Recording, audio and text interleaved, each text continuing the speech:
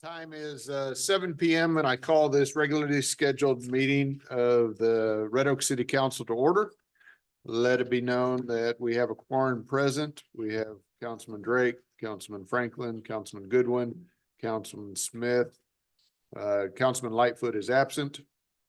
We have city management and staff, department heads. Notice has been duly posted in accordance to Texas Government Code Section 551, and we're here to conduct business for the city. And I think I said that, but if not, we have a quorum present. Councilman Smith, are you able to lead us in the invocation and the pledges? Yes, sir. Dear Father, we thank you for the many blessings that you have bestowed upon us as individuals and as a great community. As we come together this evening, we pray that you bless all those participating, our family, our friends, and our coworkers who were not able to be here with us. We would also ask that you safeguard our city staff, public servants, and our first responders as they go about their duties in service to this great community. We ask that you provide us with your guidance, your wisdom, as we conduct this business for this city. Help us in our deliberations that we might represent all members of this community fairly and make decisions that promote the common good. All of those things we pray in your name. Amen. Amen. Pledge allegiance to the flag of the United States of America and to the republic for which it stands, one nation, under God, indivisible, with liberty and justice for all.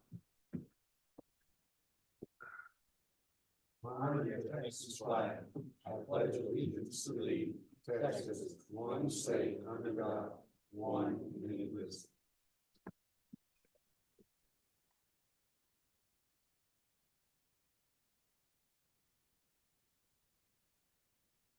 Thank you, Councilman Smith.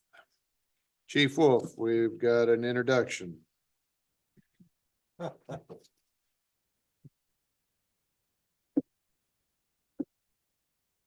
Mayor, council, I wanted to introduce to you our new canine that we were able to acquire as a result of last year's budget. We're in the process of currently retiring canine Lentz, who served the city for approximately 7.5 years, with our new canine, who is a import from Belgium, and is trained in, its commands are trained in French and Czech. It's a 2-year-old Belgian Malinois and canine bandit. The handler is Matthew Pettit. He's been with the department for about 7 years. He served in the Air Force and the security forces as a canine handler. So it was just a natural fit to roll him into our canine program. In the past, we had 2 canines. We currently just have the one working with the department. He's on call 24/7, 365 to respond if we need a dog. Dog's trained in tracking, apprehension, and narcotics detection. And we wanted to bring it before the council and give you an opportunity to see what we were able to acquire as a result of our budget. And be happy to answer any questions that you have. So came on board when? So Officer Pettit went through a 4-week handler school. He's only been on the street about a month now. And within a week of him being on the street, he actually had an apprehension without a bite, where he tracked a felon who fled from officers on foot and tracked him probably well over 1,000 yards into a heavily wooded area.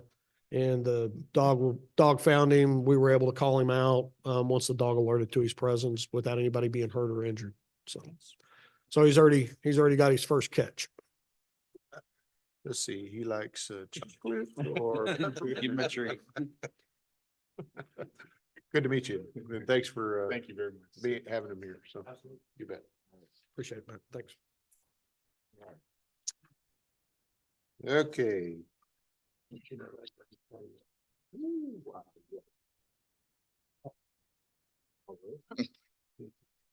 So now's the time for citizens' comments. We do have 3 citizens that have signed. If there are any others, I'll still give you this opportunity to fill out the citizens' comments section. Just as a reminder, citizens' comments, they can be of any subject. If it's not something that we have on the agenda, we may not be able to speak to it. And if not, we will direct city staff to be able to answer some of that question for you.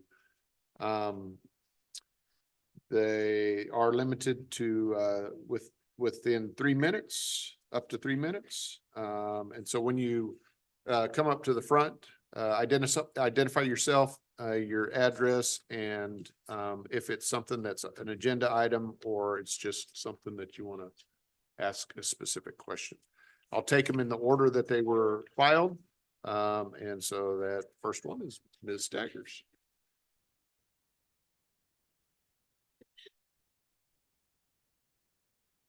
Mayor and staff. So I have a question. Oh, it's Karen Staggers at 340 Cretin Avenue in Red Oak.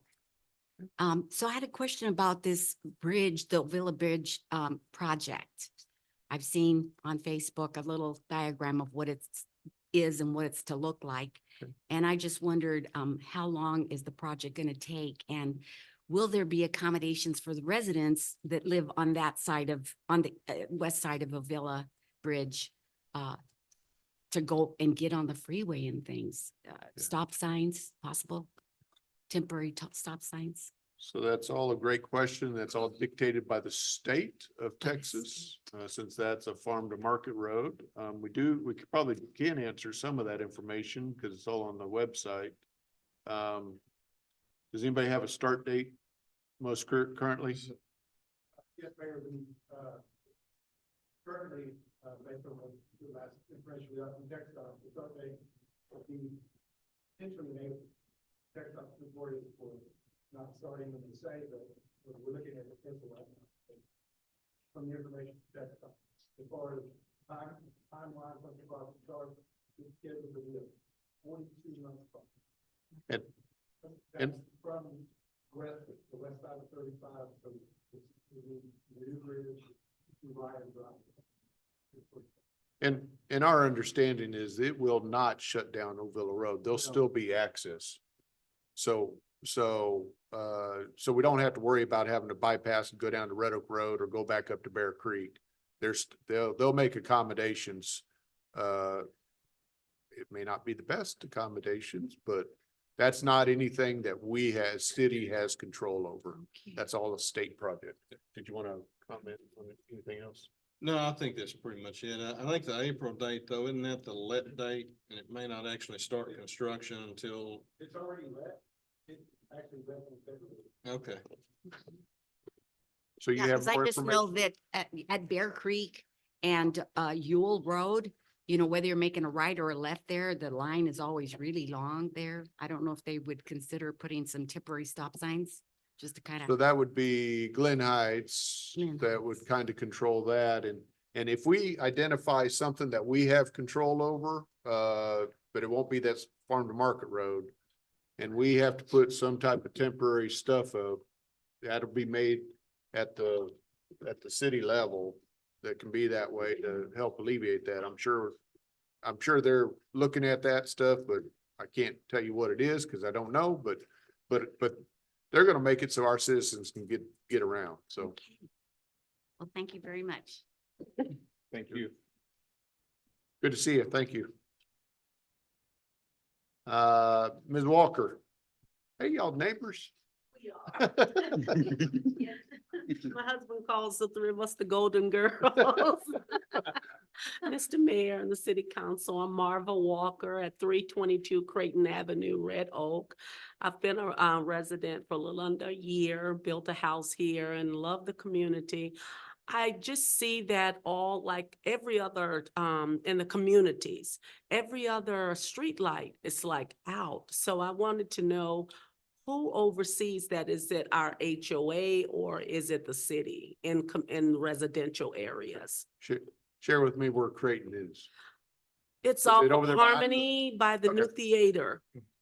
So, Mhm. so not putting anybody on the spot. So I think probably the best thing to do, and it may not be that we would be responsible for it, but if you could contact Public Works. And then Okay. Public Works can work with either Encore or it could be Hilco in that subdivision. I'm not sure. I think Encore still, but it is in the Hilco area.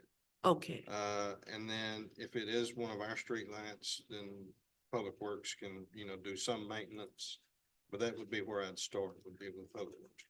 okay. Can I weigh in on that? I had that situation several years ago in my neighborhood, Mhm. and we just called our local electric company, and they sent Encore out, and Encore repaired them within days.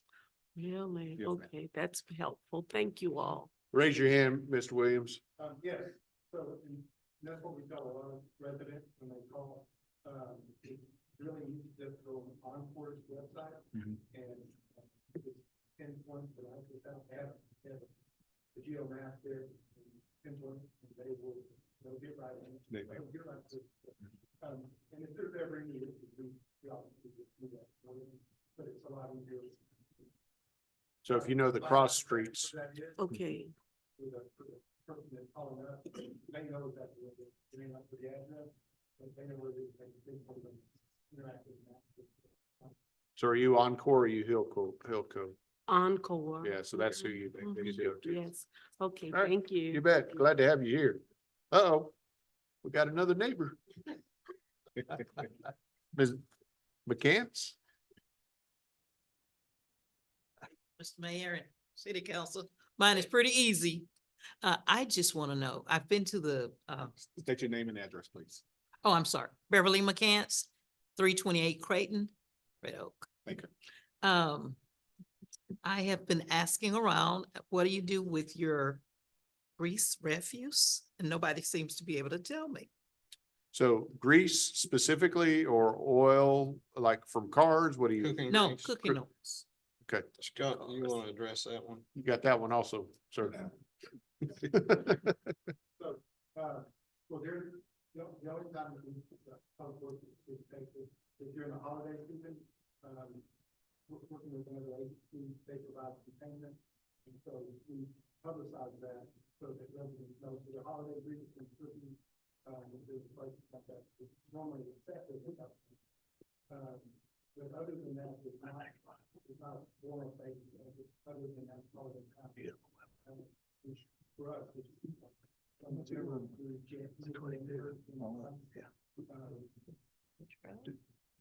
Mr. Williams, do we have that on the trash off day too, or no? Which is in April, right? I think we used to. I don't know if we still do. Yeah, it's actually. Should be a work. Normally don't see, it's not listed as a hazardous waste item, it's something that they would take like that. It's one of, grease is kind of in a no man's land. I mean, this recommendation, but it's like a normal good time out there. You have a compost pile or something like that. For gardening and flowers, things like that, that'd be great. That's the best way to get rid of it, situation. Other than that, I would recommend just using paper towels and throwing it away, so. Okay, so- okay. So our only formal thing is during that trash off time frame or that holiday. Yeah. Okay. Yeah. And you can see that on our website, I assume, when that pops up. So Okay, thank you. you bet. I would like to go ahead and. Yep. Continue to say that this is for your own funding, and certainly for the city funding. It's so, let's get it down the drain. The project is not faster than this, anything. The project is in the water.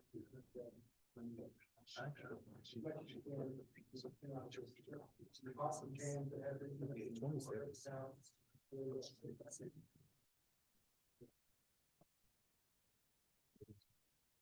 Thank you, sir. We thank y'all.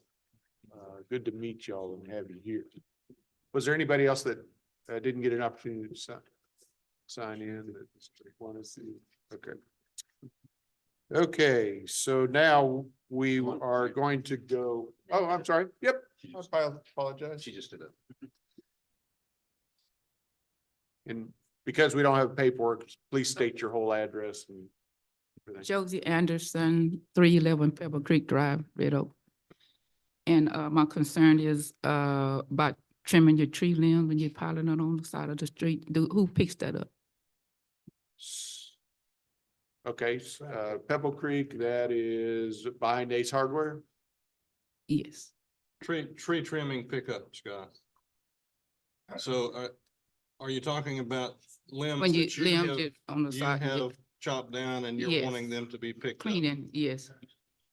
So, through the solid waste service to the city, community waste, local CWD, they will, once a week, they'll pick up 2 yards of just, yeah, so it's just cut long distance. Didn't have to be bundled, and it can look about 2 yards, looks like about, Washington, dryer together. So they'll pick up that amount per week. As you grab the cut branches and pile it up. Needs to be cut 4 or 5 foot in, instead of 5. And they'll pick it up.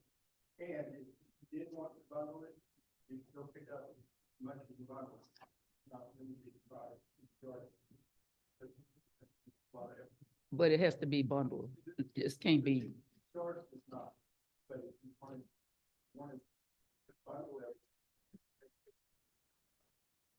You're not limited to 2 cubic yards if you bundle. Okay, so who do I call to get that because it's not bundled? Well, they'll typically pick it up on their own, but if they don't pick it up and it's been out there for a week or 2, Yes, then I would contact I had Scott called, Public Works. so I need to call again, right, Parker? If they don't, set out about 2 feet short. No, this is more than that. But, if they don't pick it up, you call up the board, and you can also call, PWD as well, they have a very active customer service department. See if they know that. If you not pick it up, and they'll show up. Okay, all right. I've done that, so I just do it again. Yeah, so, and that's on every week they come by, they can pick it up that small amount. And or if it's the large amount, they can send out a special truck for that, correct? Larger amount, when you start in the column, But that's free too, correct? independently on top of that. for that extra- Okay, so it's not free, so cut it in the small things, it's free. Leave it in the big things, they're gonna charge you. Okay. So.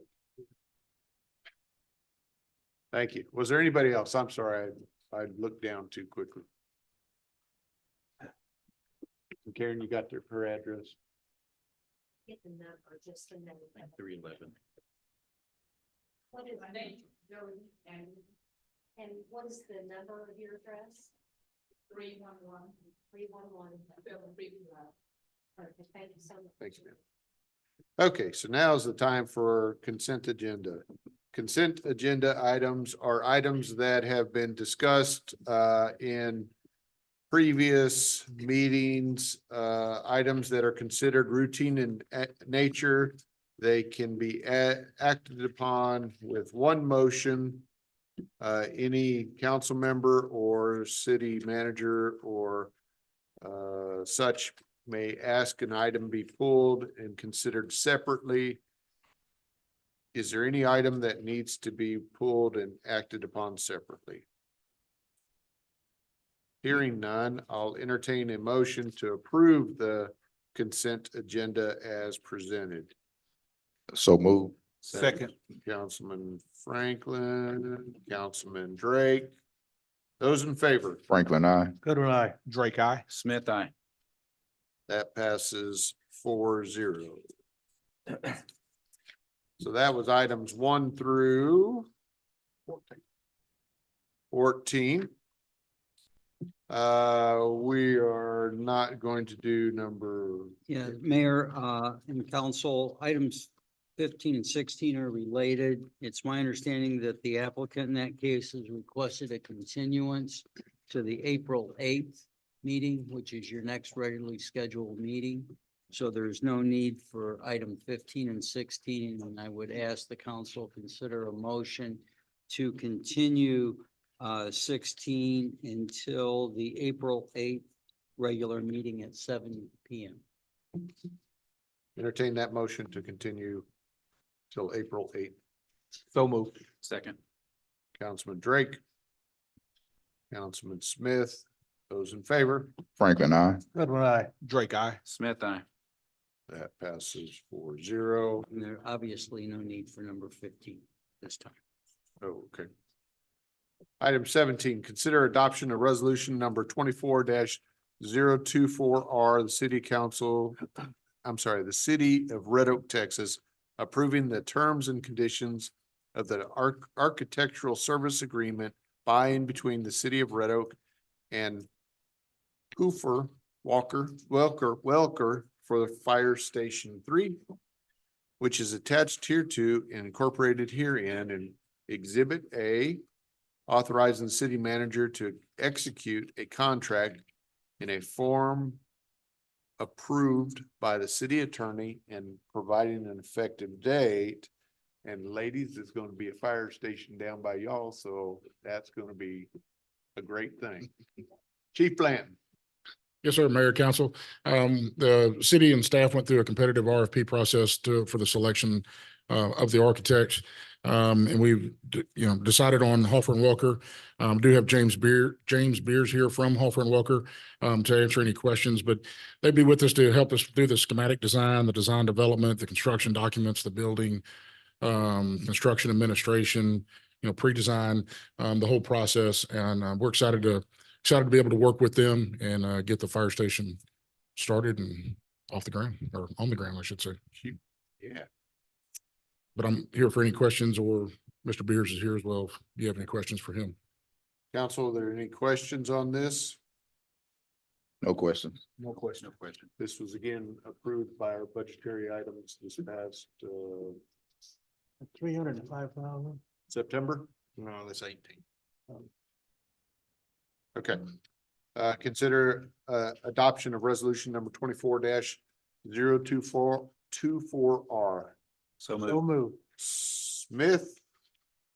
Goodwin. Those in favor? Franklin, I. Goodwin, aye. Drake, I. Smith, aye. That passes 4-0. Item 18, consider adoption of resolution number 24-025R, the city council, city of Red Oak, city council, city of Red Oak, Texas, approving the terms and conditions of the construction management services agreement, which is attached hereto and incorporated herein as Exhibit A by and between the city of Red Oak and Fitzpatrick Design Construction Service Group LLC to render construction manager agent service project management for the design and construction of Fire Station 3 in the amount not to exceed $305,000, authorizing the city manager to execute said agreement and providing an effective date. Chief?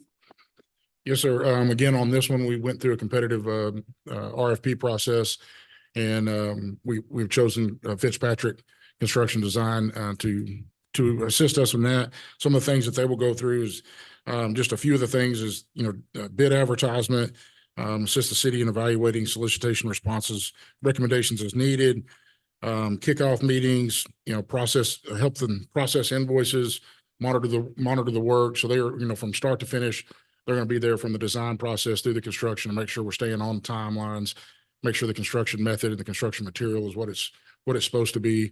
And then Jerry Fitzpatrick and Kerry Crimmins with Fitzpatrick is here. That's a tongue twister.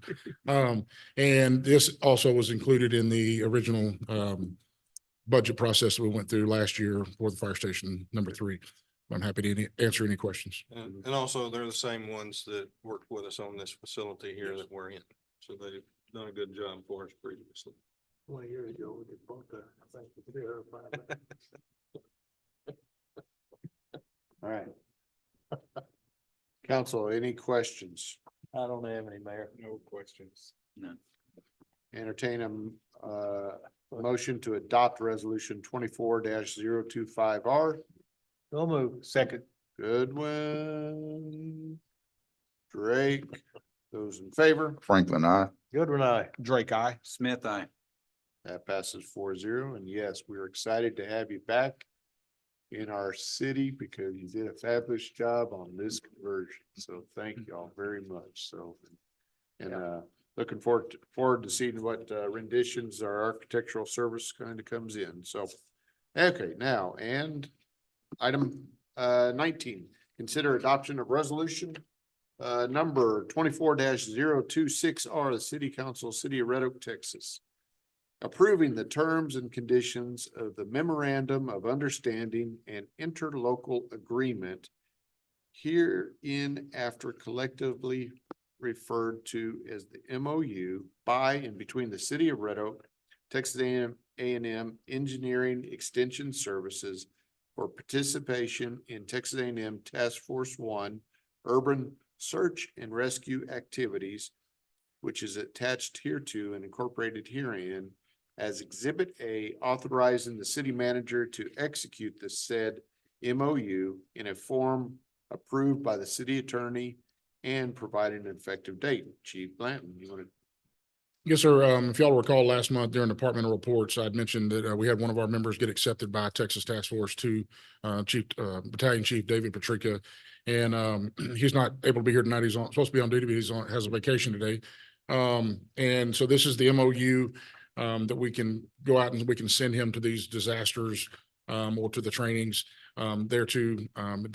Texas Task Force 1 and 2 just got back from the Panhandle up there helping search and rescue and for any survivors in that area that might have been trapped in debris or the burned out houses, that sort of thing. So this is very exciting for us to have a member. I mean, there's only a few of them in the state. When you talk about the number of firefighters that are out there, and Texas Task Force 1 and 2 are one of 28 federal urban search and rescues throughout the nation. So it's a pretty big, pretty high honor for our member to be able to participate in such an event. So You ever get that fire in West Texas now? it's 87% contained as of this afternoon. Yes, sir. So he's on 2 and this is 1. What's the difference? They work together. There's one for like the north side of Texas. There's one for the south side of Texas. And that's really the only difference is just the designation, but they operate under one umbrella. Why did he go to a 2?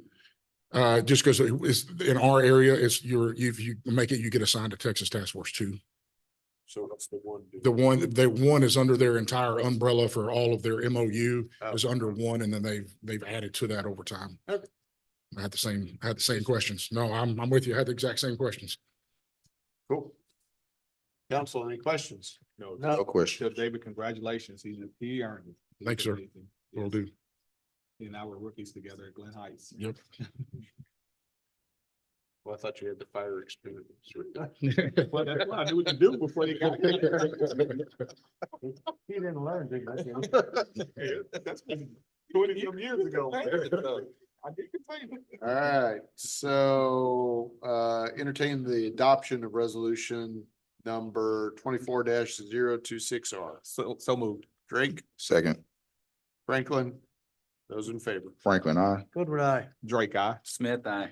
That passes 4-0. Thank you. Thank you, Chief. Consider adoption resolution number 24-027R, the City Council, City of Red Oak, Texas, to enter into an agreement for roadway reconstruction and resurfacing in the amount not to exceed $387,656.50. Make sure they get that 50 cents. Through an interlocal agreement with Ellis County, Texas, authorizing the city manager to execute the necessary documents and providing an effective date. Wow, Mr. Williams. Mayor and council, this agenda item is for the reconstruction and resurfacing of Pebble Creek Drive, Bow Creek Court, Water Street, Highland Avenue, and Leonard Street. This is, for these projects, this is our partnership with the county, where they do all the make-ready, and then their contractor, Texas Bit, comes in and does the actual resurfacing at this point. So we will still be coming back for other street projects, but this is what we're doing this year with the county. Good. Do you hear that? You Okay, get your down. resurfacing. Hopefully down. Yes, well, half and half, or third of it is. There's a que- large portion of it that's actually done. Any questions, council? No Okay. question. And this is what we've done each year. Yes, sir. Twice a year, potentially. Or more. Okay. Entertain the motion to adopt resolution 24-027R. So moved. Councilman Smith, Second, Councilman Franklin. Those in favor? Franklin, I. Drake, I. Smith, aye. That passes 4-0. Thank And you. just to edify the rest of our citizens, so each road is evaluated and there's a rotational redevelopment of certain roads, and they're based on specific data, not Joe Blow just driving down the street and seeing how rough it is. There was a method to this madness that they used sonar. Is that the thing that they were looking at? Okay, It didn't never mind. have Listen that to him, technology, but it's okay. So similar, anyway, we very evaluate each road and yeah, they're prioritized and rated, and so. Yeah, pavement condition index. Okay, That's what was created in this case. okay. Thank you.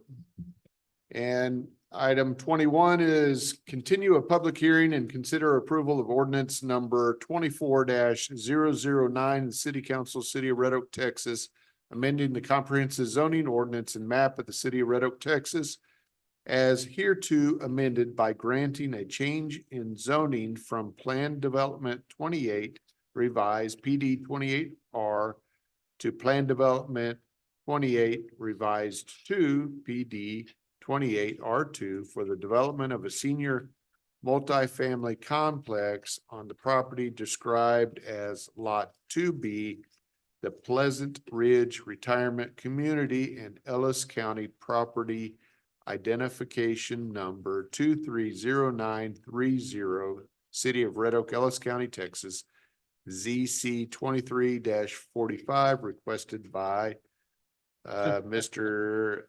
Talib. Yeah. Talib. I'll get to it one of these days. Good evening, Mayor and Council. Staff does recommend denial of the request without prejudice, so that we're not continuing the item without a definite date. Without prejudice means that they're going to be allowed to come back within a year when they have all their applications and everything ready together. And Planning and Zoning Commission also recommended denial without prejudice. Excellent.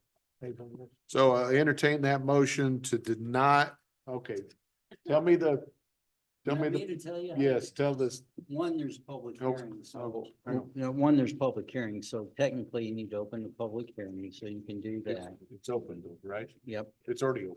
Then you need to close the motion would be to close the public hearing and deny the application without prejudice. Okay. So I'll entertain a motion to close the public hearing at 7:34. Can I do it in one motion? Yes, sir. And to deny this ordinance number 24-009 without prejudice. Yes, sir. So can I have that motion, please? So moved. Second. All right, that's Councilman Franklin. Second was Councilman Drake. And those in favor? Mr. Mayor, I have some unreadiness. Oh, I'm sorry. Go ahead. Just for clarification, do we have a particular reason why staff denied this? So we recommended denial because it was continued since December. They submitted in December, now it's March, so they don't have a definite date.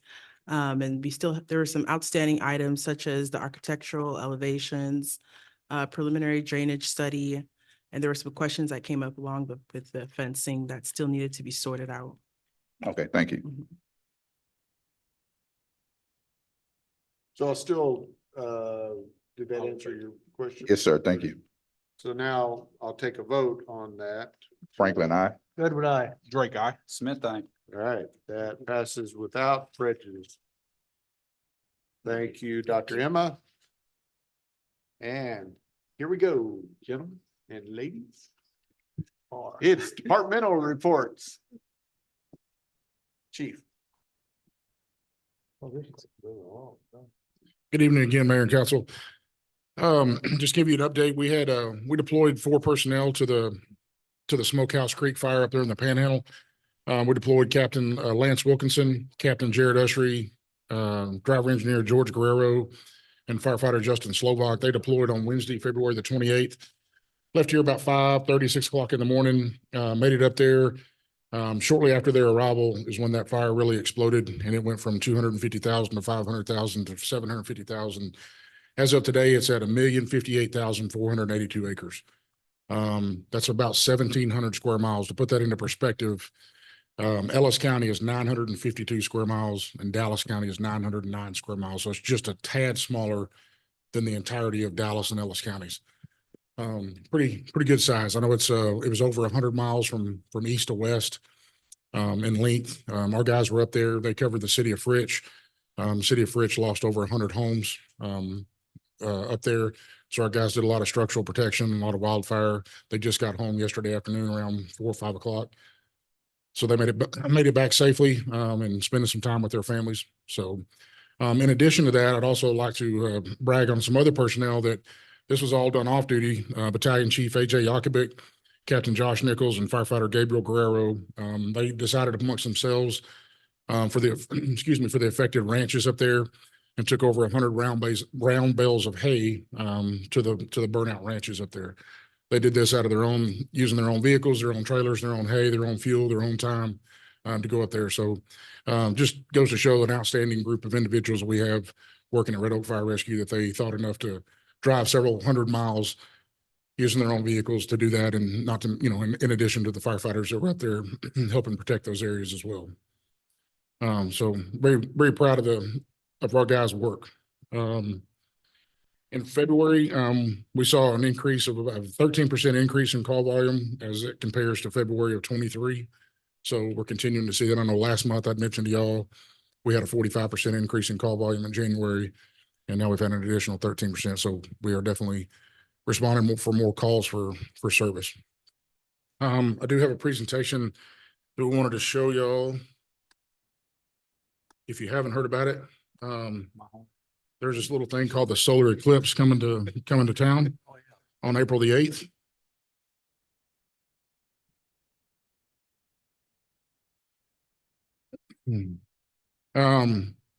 This is a pretty big deal. If you haven't heard about it, if you can see that map there on your left, if you look closely, the map over there of the United States, you see that bright yellow area. That's the area that's going to be most affected by the total eclipse. For the city of Ennis, they're going to see 4 minutes and 23 seconds of the total eclipse where the moon gets in front of the sun and makes it dark during the daytime. But the reason it goes to show the reasoning behind so many people are coming to Texas for this is because Texas is in the kind of the epicenter of it all. Here in Red Oak, you can see on the map on the right, it shows, you can see where Ennis is right there at that 4 minutes and 23 seconds. Where we're sitting, we're about the 4 minutes and 10 second. The partial eclipse on that day on April the 8th, which is a Monday, will start at about 12:22. 12:22. And the total eclipse will take effect at about 1:40. It's going to, for Red Oak, again, it's 4 minutes and 13 seconds, and it'll occur at 1:40. And there's the different timelines of the different areas around us that when they will see that total eclipse of the sun. The reason it's such a large event and such a large draw is they're expecting an additional 500,000 people in Ellis County on that day. We're estimated to be around an additional 100,000 people. Our hotels are already booked up. And so these are some of the challenges that we've been preparing for as a city. And it's just not just fire. This is the entire city: police, fire, public works, parks, communications, marketing, I mean, all of us. Increased calls for service, ROFD, or the fire department and police department will be adding additional staffing that day. I'll let Chief Wolf speak to his, but we're going to add an additional engine and an additional squad for the number of people from lessons learned in other areas that had this experience back in 2017. They had gridlocked roads and couldn't get emergency apparatus around. So we're going to be staging apparatus that day to make sure that we've got ensure the best response that we can. Possible communication issues. We had kind of a trial run of that here just a couple of weeks ago when AT&T went down. Luckily FirstNet didn't, but they're saying expect communication issues kind of like similar to 9/11. 9/11, the cell towers didn't go down. It was just a huge influx of people calling in and out. Our dispatch center needs is going to add additional staffing that day.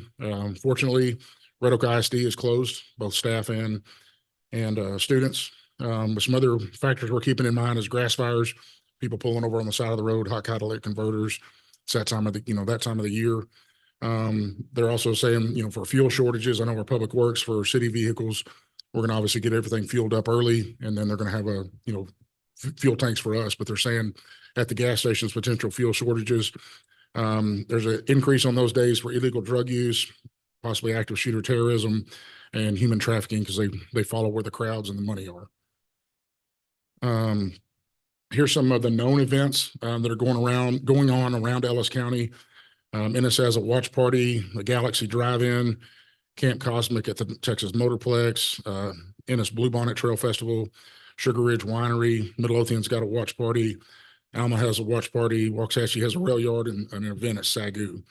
But pretty big event. We just want to make you all aware that we are in the process of planning for this, and a lot of it's planning for the unknown because we don't know exactly. It could be raining and thunderstorms that day. We don't know. Or it may be clear skies and people can see it. So we're just trying to plan and do the best that we can. But I'll entertain any questions that you all may have. There'll be a lot of angry people if we have clouds. Yes. And unfortunately, it's right there in the middle of, Texas storm season. Yeah.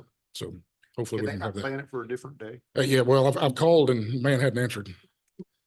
I just keep getting his voicemail. Okay. Chief, I want to thank you again, you and your guys for the rapid response and how you guys came to my aid at my home. Yes, sir. As you guys know, my home did catch fire. Well, I had a fire at my home a few weeks ago, and I want to thank you guys for the job that y'all did. Y'all came and made us feel very comfortable and took care of everything, and I'm very grateful for it. Glad. I hate that you had that, but I'm glad to hear that we were able to take care of you and make you feel as comfortable as you can in a tragic time like that. That's a huge thing to undertake in your life. Most people never have to experience that and hope nobody ever else has to experience it, but it's Well, the problem was I was embarrassed because everybody knew me. You are not pretty. Thank you, Chief. Chief Wolf. I've been hearing about that too many years. Get to be sore. Sensitive. Mayor, council, I have two items that I want to talk about tonight. One is our annual report and the other is the renovation and expansion of the animal shelter. And if it pleases the council, I'd like to start with the animal shelter and go over the elevations and the drawings that we were able to get from Heidel and Associates Architects.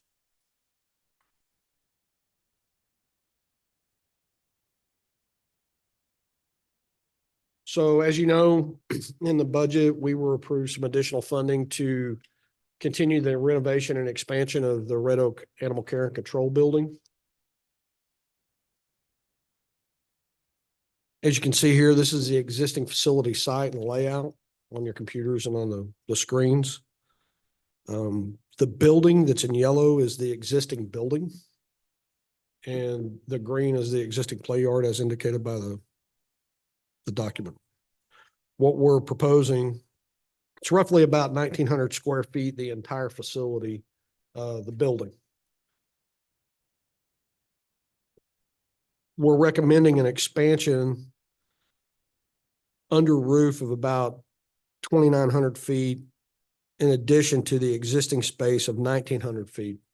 The existing building will be completely gutted and renovated as a facility for the actual staff. We'll have a lobby that we don't currently have. We'll have some additional spaces for display of the animals, like a cat room.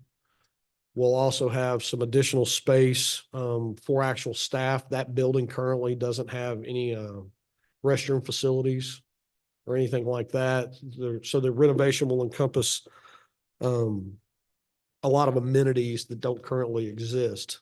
The portion that you see in red, the new addition, that'll be the additional 2,900 feet, which will include indoor, outdoor dog runs, as well as intake facilities for the animals when we bring them in, to be able to evaluate them, segregate them, if they need to be quarantined, things of that nature. The play yard will also, as you can see, it's reduced in size just a little bit. But that will all now be turf. Basically artificial turf. And it'll be treated and it'll have water to it that'll drain and make it a little bit more sanitary than the existing conditions. This is the layout of the existing building and the expansion. Again, on the lower portion of that where it says indoor kennels, those are indoor-outdoor runs. And as you can see in the older existing building, there's now a lobby, a get acquainted adoption room where people can actually walk through the kennel, look at animals, pick one, bring it into that room, get to know it, see if it's going to be a good fit for their family and such. We'll be taking the outside food storage area and building that into the facility as well. So we'll have an indoor food prep area that'll allow us to maintain the food in environmentally controlled conditions. And then on the far side or the upper half of that, you'll see an expansion to a laundry room, animal intake, medical exam room, where we initially evaluate the dogs. They're given inoculations. They're also microchipped, and then an actual physical office for the staff to be able to prepare their work items and process all of the paperwork that comes through during adoptions. They'll be provided with a staff break area and a place to shower and clean after caring for all of the animals.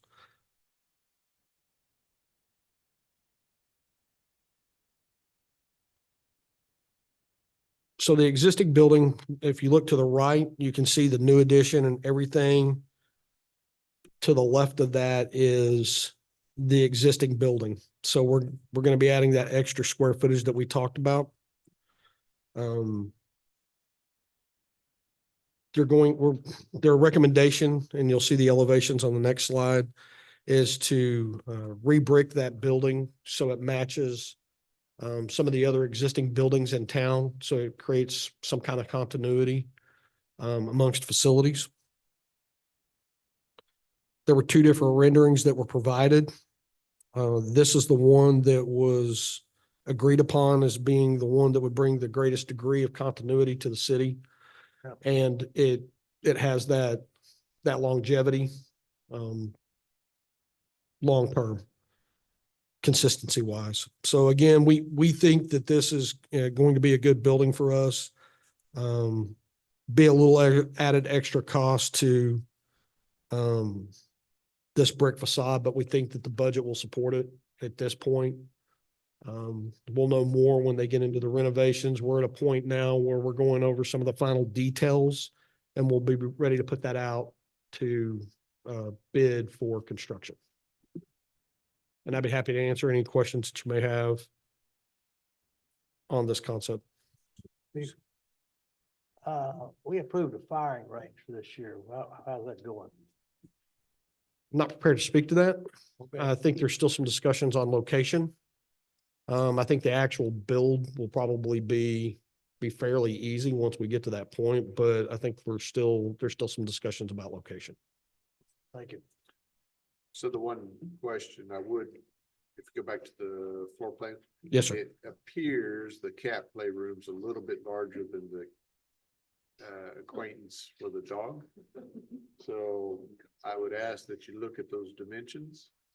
So there's a cat room where the cats will actually be housed. And then there's an actual cat playroom. Right.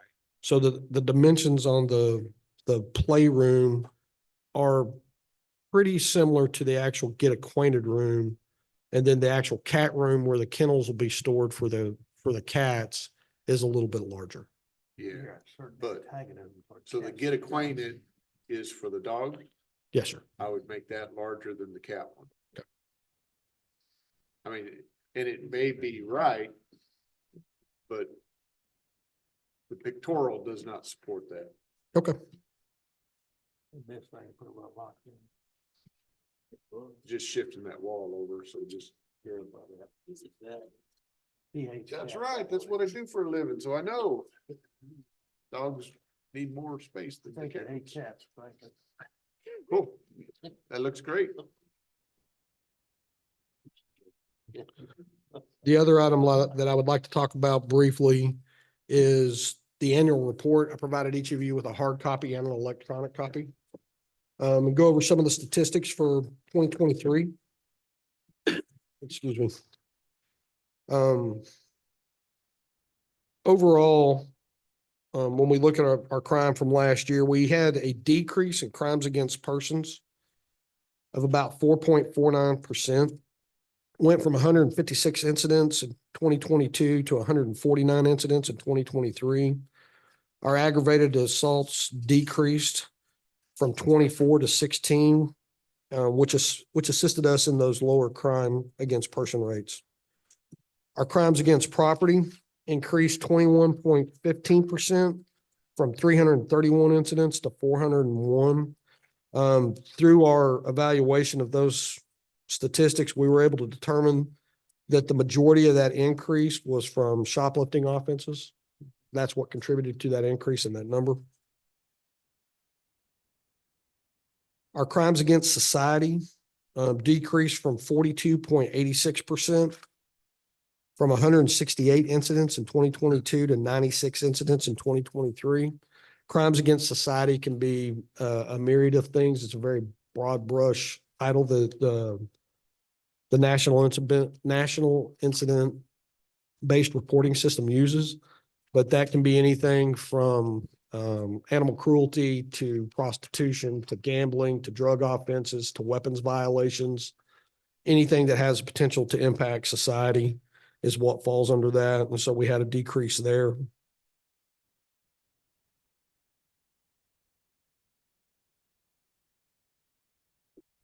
And then traffic accidents, we had an increase of about 46 total, or about 11.08% of crashes. And we anticipate that to actually continue to grow a little bit with a lot of the construction that's going to take place, especially along Ovilla Road, FM 664, as it makes its all the way out to the edge of town on the east side.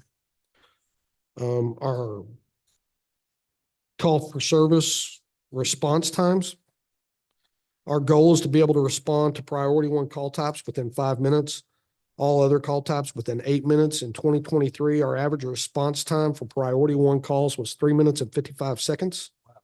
That's up from three minutes and 45 seconds in 2022. It's a nominal uptick. We're still well below our goal. And the average response time for priority two call types increased from 4 minutes and 46 seconds in 2022 to 5 minutes and 5 seconds. So we're a little over on priority two call types, priority one call types being life safety issues. Priority two not being life safety issues. And I just wanted to take a few moments to highlight that. If you have any other questions about the annual report or the monthly report that was submitted, I'd be happy to answer any questions. Yes, Chief Wolf, I have a question for you. First and foremost, thank you for your work. I'm very proud to have you as our chief here in Red Oak. Thank you. Page 40 of your report, if you can kind of walk me through the statistics, so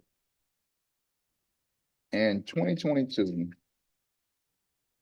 to 2023, I see a significant decrease in looks like arrests. However, I see a significant increase as it relates to Black arrests. So those were some statistics that came up that we looked at as well. And then we paired that with our annual contact report that we get, our racial profiling report. Our racial profiling report said that we were well within our standards and that we haven't participated in any type of racial profiling.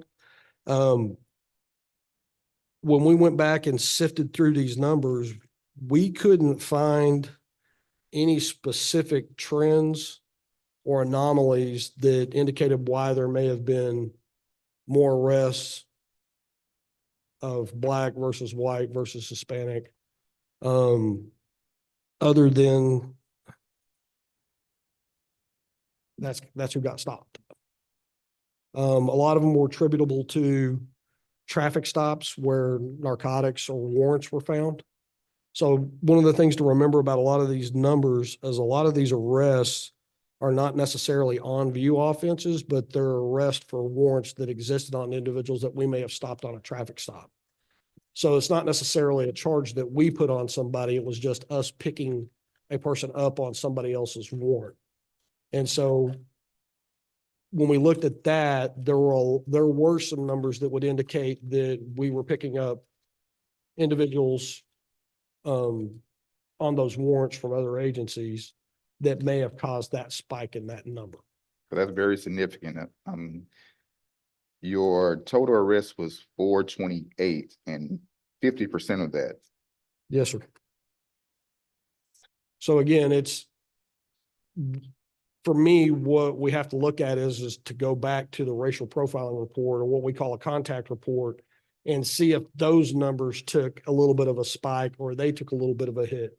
And they were a little bit higher than they had been in years past, but not from any attributable behavior to the department. It was just the number of stops that were conducted from one year to the next.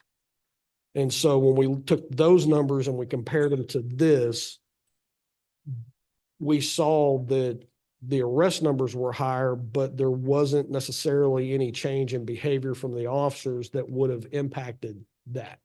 It was still the same kind of stops, the same kind of arrests for either narcotics violations, traffic violations, or warrants.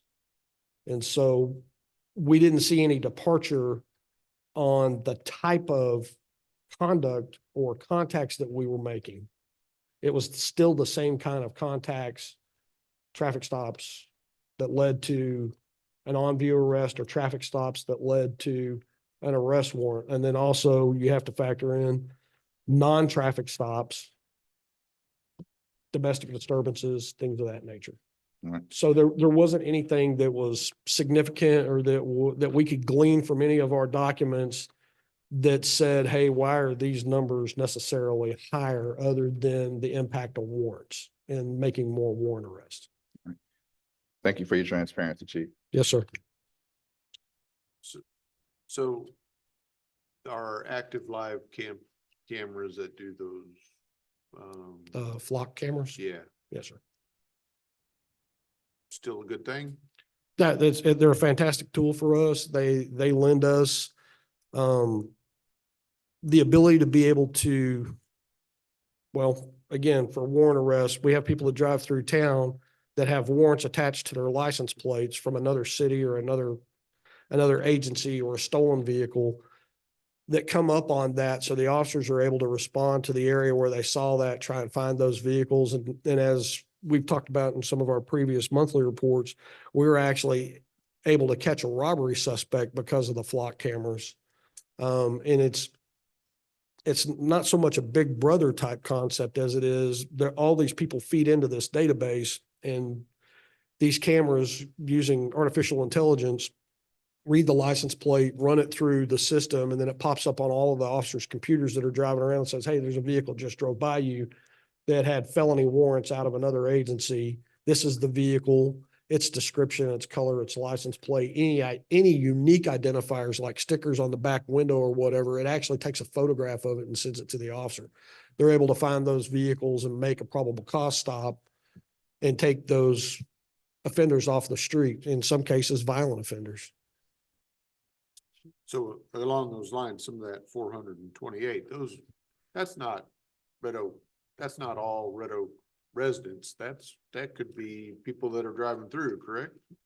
Or are those all Red Oak, those aren't Red Oak residents? No, sir. Yeah, The so arrest, the 428 arrests that we made, they're from all over. Yeah. They're not all residents of Red Red Oak. Oak's still a great place to live. Absolutely. Yeah. And I think the numbers are indicative of that. All right. Thank you, sir. Well, again, Chief, I want to thank you and your officers, like I said, your officer that responded. She's very knowledgeable about a job and she contributed to making us feel very comfortable and really appreciate it. As they should. I appreciate that. Thank you. All right. Ms. Beasley. Good evening, Mayor and Council. A couple updates from this month's report. We have started working on the annual Red Oak White and Blue event. So we're starting planning process on that. We have confirmed that CMB Bank and Oaks Church will be partnering again with us. So we're excited to continue that partnership. And then the other thing I wanted to highlight, in October, we opened up the Red Oak Municipal Center for rentals Monday through Sunday, basically. And we have seen in the last 6 months a 210% increase in the number of rentals. So that is a great thing for us. It is keeping my staff very, very busy. So I will, update you as we go along with how that number increases over the next year. Sounds like you need to raise the price. That may be coming back. Thank you. Thank you. Thank you. Mr. Harmon. Good evening, Mayor, Council. Just wanted to highlight a couple things from the report. Just let you know that we've just released 2 different subdivisions, Summerwood Phase 2 and Creek Bend Phase 2. They're both off of Harmony, kind of over there behind the theater for the subdivisions are complete. So we've released them to start submitting permits for new houses. So we should be seeing quite a few come in the near future. And that's how many total potential lots do you recall? Total lots in Creek Bend, it was 50, or I'm sorry. In the second phase of Summerwood, it's 67 lots, and Creek Bend was 54 lots. Theater's supposed to get, but this what month is it? The 20th. Soft opening this month. Soft opening this month. They're actually having the gala for the industry professionals on the 19th. And then for city officials and development partners and so forth on the 20th. And then they open to the public on the 21st. Outstanding. I'm really looking forward to that. Thank you, sir. Yep. Ms. Platt. Evening, Mayor and Council. Just a couple of things that I wanted to bring out. So February, we do pay our semi-annual debt payments.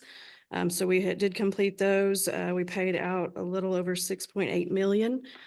We have more of the principal payments usually in February. We pay them in February and August each year. So we've paid about 71% of the budgeted payments for this year. So the rest will be paid out in August, but most of that has been paid as of now. Also, I did want to bring out, of course, there's lots of projects y'all have been hearing about from the various departments. So, finance works with each one to work on the bids and really ensure that we follow the city guidelines and state laws. And so I really want to just say that I appreciate the hard work of the departments as they do this. And we have a lot going on in the city, so they're really doing a lot. And as you continue to see those things come forward, like the fire station and the animal shelter and all of these things in the budget. And then also this next month, we have our annual merit increases. I don't want to steal HR's thunder. I don't know if she's going to mention that or not, but so we're working with HR on updating the pay schedules. And so we, of course, thank council for approving those in the budget as well. That's all I have and be happy to answer Sales tax questions. revenue, how's that doing? I did have that. So we did, it was 4.61% increase year to date over last year for February. Thank you. Mhm. Thank Thank you. you. Ms. Amanda. All right, okay. Good evening, Mayor and Council. I just have a quick update on recruitment. We are currently hiring for 3 positions and working on interviewing for those. Our Employee Appreciation Committee hosted the Employee Appreciation Day breakfast on March 1st, and we had a great turnout. So I just want to thank that committee for all their hard work, putting that together and providing it for all employees to enjoy. And then, as Ms. Platt said, we are starting our performance review process and merits for April. So if you have any questions, I'm available to answer. No, ma'am. Thank you. Thank you. Great. We will do, Mr. Phillips, we do IT. Good evening, Mayor, Council. I'm actually going to do the IT report and the library report. So both John and Elise are out this evening. IT has been heavily focused on cybersecurity recently, been implementing new tools and strategies within our network to try to make it as secure as possible, as well as moving a lot of our archive emails to the cloud so that they'll be consistently backed up and be available when we need them. And then they've been working closely with police and taking all of their body cam and car cam videos to the cloud as well. So we'll no longer be storing those locally on our servers. So with that, I'd be happy to answer any IT related questions. No question. The best I can. Okay. And then as far as the library, as you've heard recently, the library's had a lot going on. But Elise wanted me to highlight a couple of things for you. The library partnered with TSTC back in February for their resource fair. So they actually went out to the college. They introduced the students there at the resource fair to the library and actually handed out cards there at the event. And then coming up in March, she wanted me to highlight that they're going to have their first American Sign Language program that will be basics of ASL. And that'll be March 22nd at 3:30 p.m. at the library. Also on March 22nd, the furniture and shelving that was approved in the budget will be delivered and installed that day as well. So we'll actually have all of the collection out on the floor very shortly after that. So it's exciting growth there in the library. Yeah. Oh, cool. Thank you, sir. Any questions? No. Okay. Mr. Kelly. Good evening, Mayor and Council. Just a few quick items. One is the restroom at Pearson Park is completely finished and open. So if you get a chance to drop by there, it's a really nice restroom. And once again, wanted to thank Jonathan for his help on making sure that happened and on time. The other thing is right now we're working on the Watkins Park basketball court. It's a court that's a 30 by 50. That's a mirror to the existing court. So what we're going to do with that court is it has a 30-day period before we can do any coatings on it. So with the budget we had, we found some savings in the concrete cost because there's been a reduction in the concrete. So we're going to go ahead and surface both courts and stripe them to match. And we're going to be able to do that and stay within budget. So we'll shut the courts down in approximately 2 to 3 weeks. And that way we can go in and clean and stripe and surface the courts. And that'll take approximately 3 full days. And so we'll have to close them for 3 days in a row. Then after that, they'll be open. And then the third phase will be the lighting. And right now we're vetting some contractors because we're having some issues making sure that we don't flood light into those neighbors. That's a real big concern. So a lot of proposed ideas are, coming in there, the angle of the lights, and making sure that we shield them and also the timing of the lights. So that way we don't let the lights run to crazy hours of the night that they'll shut off when they're supposed to shut off and everything will be automated. So we don't have to worry that, hey, we're going to call it 2 a.m, lights are still on. So once we get that all taken care of, I'll come back and let you know that we're finished. And I anticipate that should all take up 60 days and we'll be wrapped up completely with the courts. And then I saw today, there was quite a few kids out there playing. So even though the court's not striped, they're still out there playing on it, which is fine. Sure. That's great. And then the last item I had was, I had the honor and privilege of, I was elected to the board of directors for the Texas Recreation and Park Society.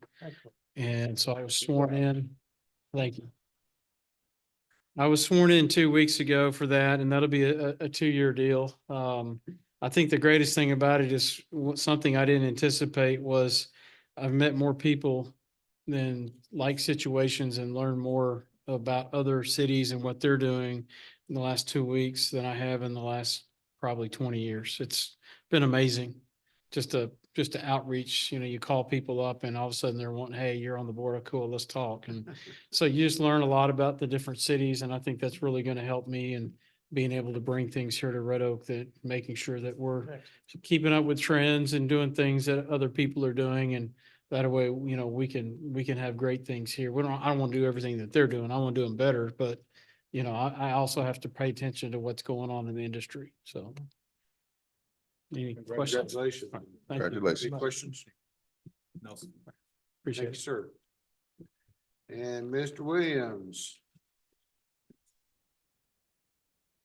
Good evening again, Mayor Council. Just want to update council on a couple of projects. First is our the TxDOT utility relocates on Ovilla. So that project is 100% complete. We are currently working with engineering for phase 2 that will take place. So all of that's under design right now. So for the next phase. And then the Methodist pump station on the ground storage tank, of course, the tank's now in service with water, but there's still other components to go with it, mixer system and chlorination for the tank. So we're looking at like maybe mid-April before that project completes as well. So the potential next council meeting, that project will be complete, hopefully. So, and we are in design for the next elevated on Dobbins for the next water tower. So, and I'll take any questions. No question. No question. Thank you. Thank you. Thank you. Wow, that's exciting. Okay, so now the time is 8:12, and we will go into closed session pursuant to Texas Government Code Section 551.071, 551.087, 551.072, 551.074.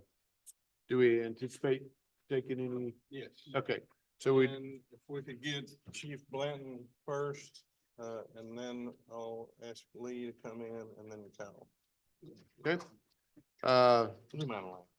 And so we are gonna take this closed session, but we will come back and take some action items. So if you want to hang around, hang around. If not, then thanks for coming. Good to see y'all.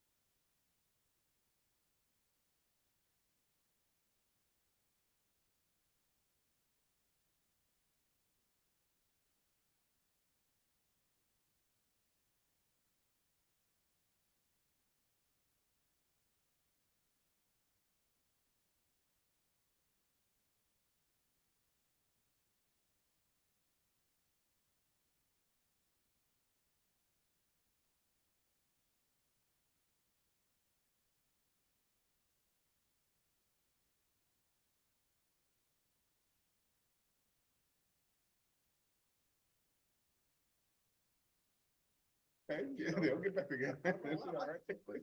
Women in Construction Week and it's all gas. That's what I was thinking. That's what I told He'll be right here. Willie. Wow, paperwork. Who gave me this? This day, your Christmas. Yeah.